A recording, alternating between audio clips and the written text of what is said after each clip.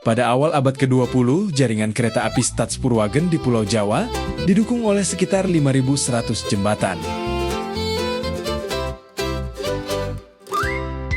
Dengan total panjang hampir 50 km dan berat konstruksi mencapai sekitar 50.000 ton.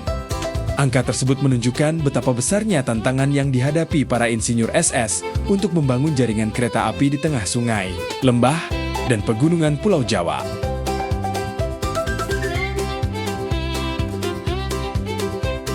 Pada episode kedua ini, perhatian diarahkan pada berbagai jembatan dan viaduk yang menjadi tulang punggung jaringan kereta api di Pulau Jawa.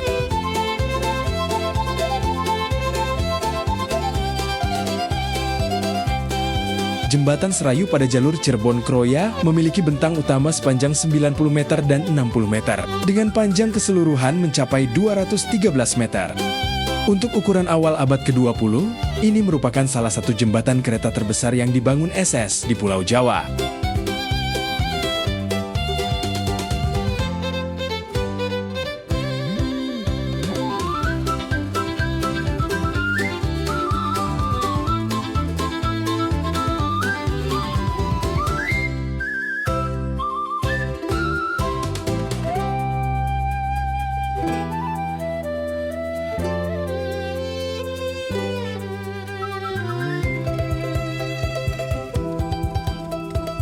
Berikutnya tampak jembatan kereta di atas Sungai Brantas dekat Kertosono.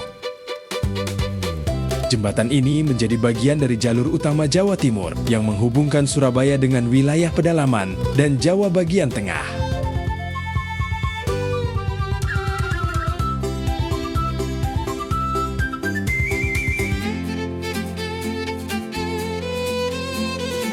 Berbeda dengan jembatan-jembatan baja yang telah kita lihat sebelumnya, struktur di atas Sungai Ciliwung ini seluruhnya menggunakan beton bertulang.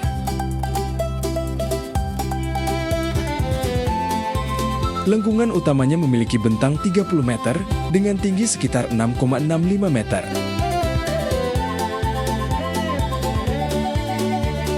Bentuk busurnya masih terlihat cukup modern, bahkan jika dibandingkan dengan banyak jembatan yang dibangun beberapa dekade setelahnya.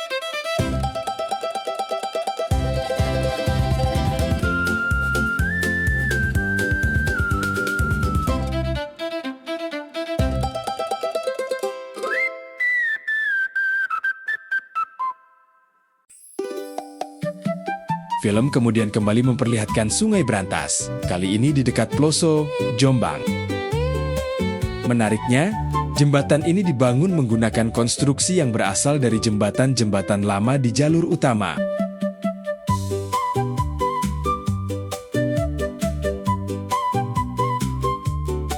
Seiring meningkatnya berat lokomotif dan volume angkutan, banyak jembatan harus diperkuat atau diganti. Salah satu contohnya adalah jembatan di atas Sungai Citarum pada jalur Mr. Cornelis Karawang yang telah diganti dengan konstruksi yang lebih kuat, di mana konstruksi lama yang terlihat di sisi kiri rekaman kemudian dimanfaatkan kembali di jalur Bandung Ciwidey. 3 bentangnya dipasang kembali pada 3 jembatan berbeda, yaitu Jembatan Sadu, Jembatan Ranca Goong, dan Jembatan Andir.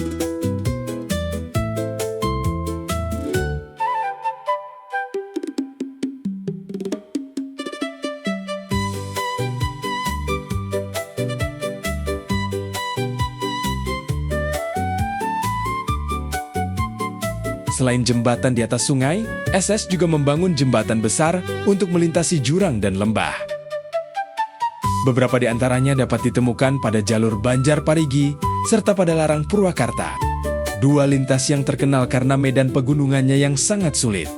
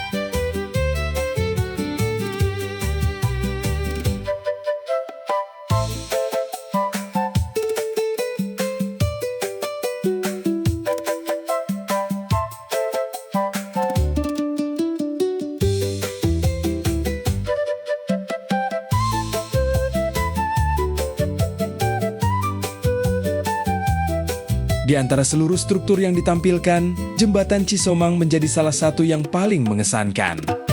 Jembatan ini memiliki bentang utama sepanjang 60 meter, dengan pilar-pilar setinggi sekitar 50 meter dari dasar lembah.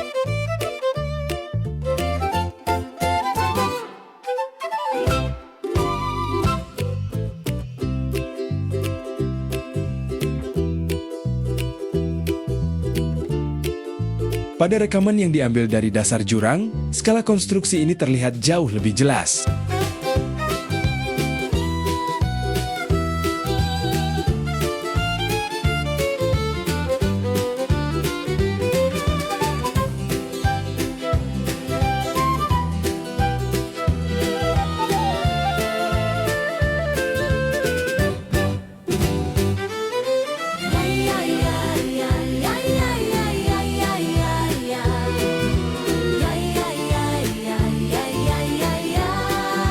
Film ini juga memberikan gambaran mengenai metode perakitan jembatan pada masa tersebut.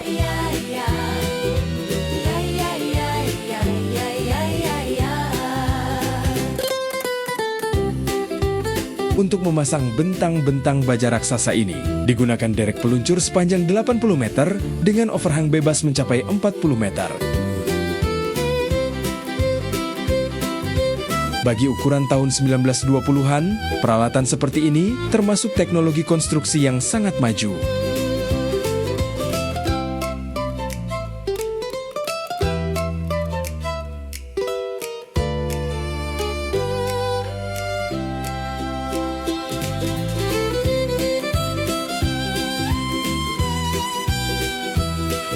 Salah satu pencapaian teknik yang paling mengesankan dalam pembangunan jembatan adalah metode cantilever bebas. Berbeda dengan metode konvensional yang memerlukan perancah dari bawah, konstruksi dilakukan dari kedua ujung jembatan secara bertahap, hingga kedua segmen bertemu di tengah-tengah.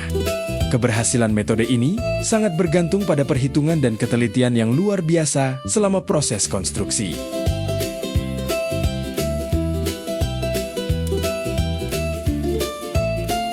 Setelah memperlihatkan berbagai jembatan, film beralih ke pembangunan atap stasiun Tanjung Priok.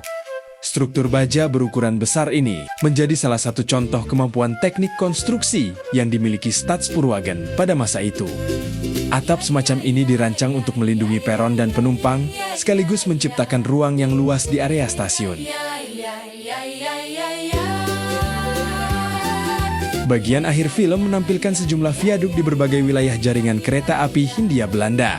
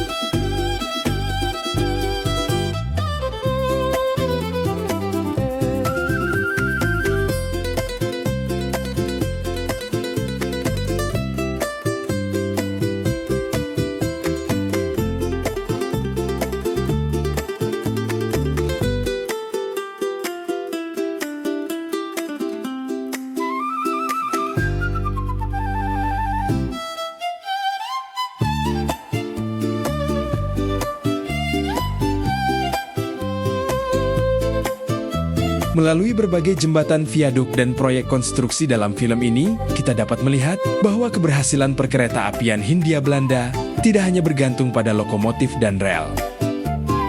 Di baliknya, ada para insinyur dan pekerja yang membangun berbagai infrastruktur penunjang.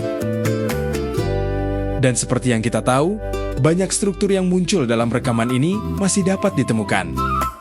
Bahkan sebagian masih digunakan hingga lebih dari 1 abad kemudian.